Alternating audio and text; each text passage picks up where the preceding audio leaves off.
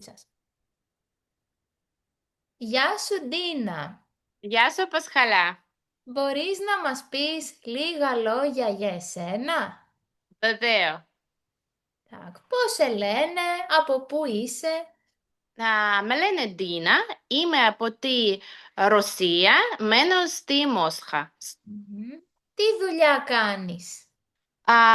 Βούλεψα στο σχολείο, αλλά τώρα δεν βουλεύω γιατί είμαι νέο μαμά. Μμμ. Έχω δύο παιδιά, μία κόρη.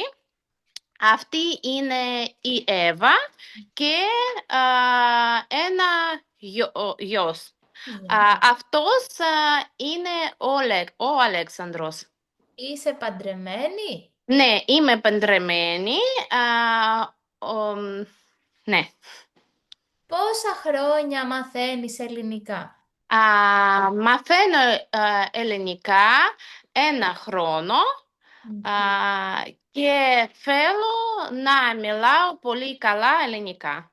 Πολύ ωραία. Ποια είναι τα χόμπι σου?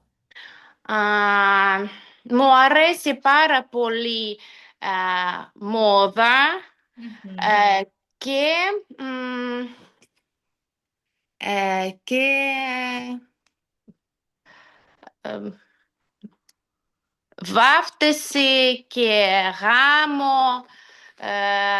Διακόσμηση. Ναι, ναι. Τη διακόσμηση. Πολύ ωραία. Μπράβο, Ντίνα. Ευχαριστώ. Θα συνεχίσεις τα ελληνικά. Ναι, φυσικά. Πολύ ωραία. Ευχαριστούμε. Ευχαριστώ. Καλή συνέχεια. Επίσης.